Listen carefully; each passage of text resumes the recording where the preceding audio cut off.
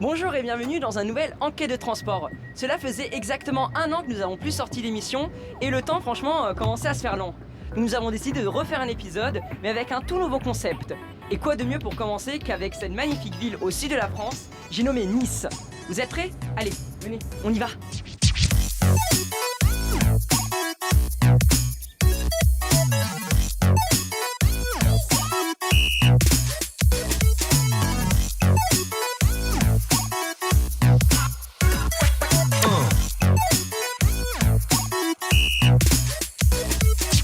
Dans cette nouvelle enquête de réseau, nous verrons tout d'abord l'histoire du réseau de Nice, ensuite nous verrons les lignes du réseau de Nice, ensuite nous verrons les rames utilisées, avant de finir nous verrons l'aménagement des stations et notre terminus sera l'avenir du réseau de Nice.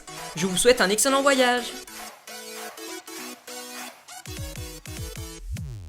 L'histoire du réseau est un peu compliquée car elle date juste d'hier. Le réseau de bus sur Nice est Ligne d'Azur. Il a été créé en 2010 et est dirigé par la régie Ligne d'Azur RLA qui est détenue par la métropole Nice-Côte d'Azur et par le département des Alpes-Maritimes. Avant la Ligne d'Azur, il existait le réseau Ligne d'Azur. Oui, ils ont juste rajouté un S. Et lui a été créé en 2005 et il succédait au réseau Sunbus. Ce réseau est opéré par la ST2N, le service de transport de Nice et de la communauté urbaine de Nice-Côte d'Azur. La première ligne de tramway de Nice ouvre en novembre 2007, reliant le nord de la ville de Las Planas au pont Michel à l'est de la ville. 2 ans plus tard, la ligne est rallongée d'un arrêt pour relier l'hôpital Pasteur. L'arrêt Las Planas est renommé en même temps en Henri Sapia. En juin 2018, la première section de la ligne 2 ouvre entre le centre administratif et Magnan. 3 mois plus tard, la branche reliant l'aéroport Terminal 2 est ouverte. Puis en juin 2019, une première section souterraine jusqu'à Jean-Médecin est ouverte. Cette section était très attendue car elle permettait de relier les collines niçoises à la ville. En novembre 2019, ouvrit la ligne 3 reliant le village de Saint-Isidore et le stade Alliance Riviera à l'aéroport. Pour finir, la ligne 2 fut totalement fonctionnelle grâce à l'ouverture du dernier tronçon jusqu'au Port Olympia en décembre 2019. Il existe 3 lignes de tramway à Nice. La première reliant le nord de la ville Henri Sapia par le centre-ville, l'est de la ville Hôpital Pasteur. Une deuxième ligne qui relie le Port Olympia par le bord de mer, soit l'aéroport Terminal 2, soit le centre administratif. Et une troisième ligne reliant Saint-Isidore et le stade à l'aéroport Terminal 2. Tout d'abord, nous allons parler des rames de la ligne 1. La ligne 1 est équipée de 2 modèles, les Alstom Citadis 402 et les Alstom Citadis 302. Le premier modèle a une longueur de 44 mètres. Il est facilement reconnaissable grâce à son capot doré. Le deuxième modèle a quant à lui seulement une longueur de 33 mètres et lui est facilement reconnaissable grâce à son capot argenté. Ces rames vont être remplacées dans les années à venir pour le même modèle que celui de la ligne 2 et 3 qui lui a une capacité plus grande contrairement à celles en service qui sont maintenant devenues trop petites. La ligne 1 roule presque entièrement sous la LAC. LAC signifie ligne aérienne de contact et ce câble est sous tension avec 750 volts à l'intérieur. Il y a juste une infime partie de la ligne où les rames roulent sans la LAC et c'est sur les places Masséna et Garibaldi. Ceci a été fait pour des raisons esthétiques et aussi touristiques.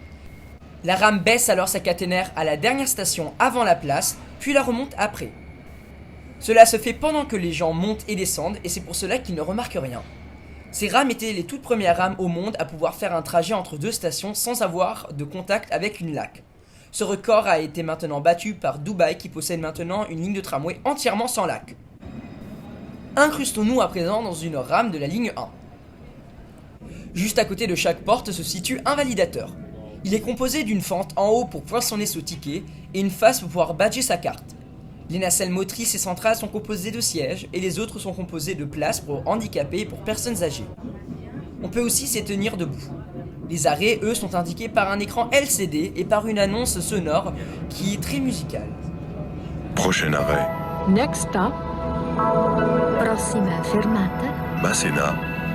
Masséna.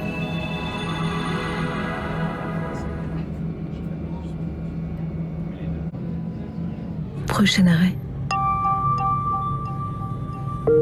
Jean-Médecin.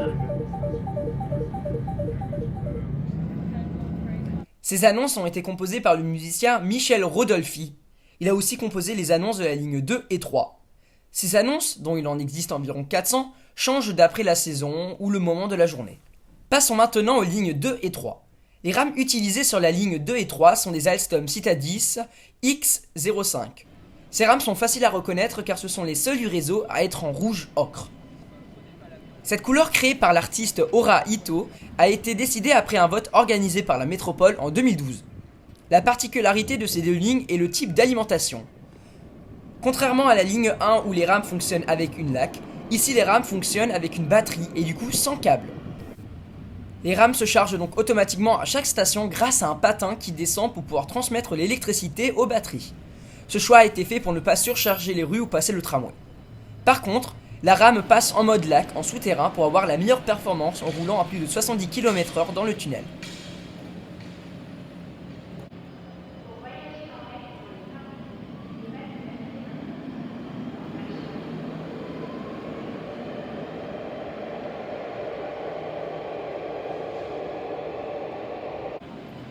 Infiltrons-nous à présent à bord d'une rame signée Otahiro. En plus des valideurs classiques qui sont les mêmes que le T1 juste en noir, il existe des validateurs spécialement conçus pour les cartes d'abonnement. Les rames sont équipées de la même façon que ceux du T1, la disposition des places et des barres pour se tenir est un peu différente. Les arrêts eux aussi sont indiqués grâce à un écran qui est quant à lui un peu plus moderne. Terminus. Tous les voyageurs sont invités à descendre de la rame. À bientôt sur le réseau Ligne d'Azur. Le voyage à bord est maintenant terminé. Intéressons-nous désormais à l'aménagement des stations.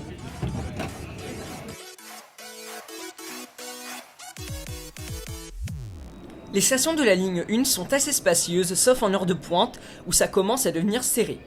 Elles sont truffées de plein d'œuvres d'art, que ce soit le poteau indiquant avec un T les stations créées par Pierre du Scuglio, ainsi que les pancartes affichant le nom de la station et des petites pensées écrites par l'artiste niçois Ben. Toutes les stations sont accessibles pour les handicapés et ont une billetterie et un validateur pour pouvoir fluidifier la montée. Ils sont aussi équipés d'écrans fonctionnant grâce à des DEL rouges indiquant les rames ou les éventuelles perturbations. Pour la ligne 2, il existe deux types de stations, les stations souterraines et terrestres. Commençons à parler des stations souterraines. Comme pour la ligne 1, on retrouve le totem à l'entrée. Le hall d'accueil est spacieux et très lumineux et il y a des tourniquets qui filtrent les entrées.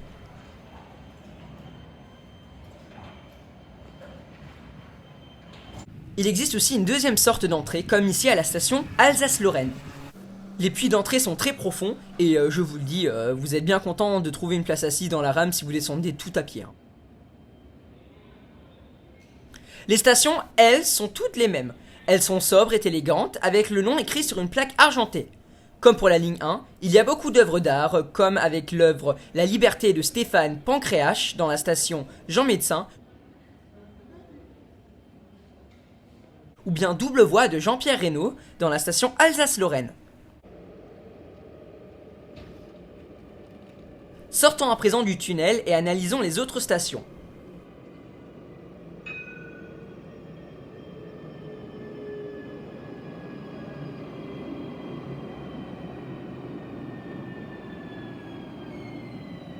Les stations terrestres sont très similaires à la ligne 1.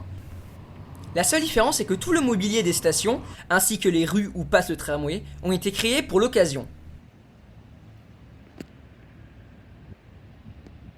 On y trouve aussi le totem, les citations de Ben, un distributeur, tactile pour cette fois, alléluia, ainsi qu'un écran LED qui sert à pouvoir afficher des messages supplémentaires que seulement les horaires des tramways. Par contre, le nom des stations n'a pas été écrit par Ben, mais par la police helvética, ce qui rend la chose moins jolie.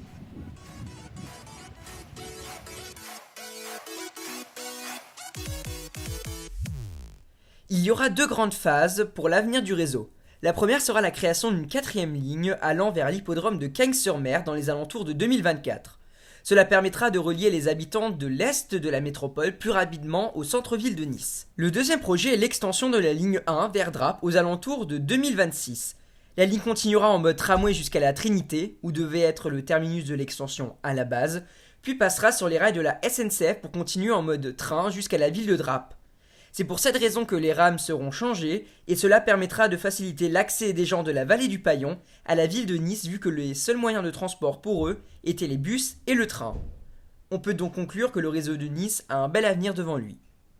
Voilà mesdames et messieurs, c'est la fin de cette nouvelle émission d'Enquête de transport. J'espère que ça vous a plu. Si ça vous a plu, vous pouvez mettre un pouce bleu. Et si vous avez une idée d'où aller, vous pouvez mettre dans les commentaires. Si vous êtes nouveau sur la chaîne, n'hésitez pas à vous abonner. Et moi je vous dis dans 3 semaines pour dans une nouvelle vidéo.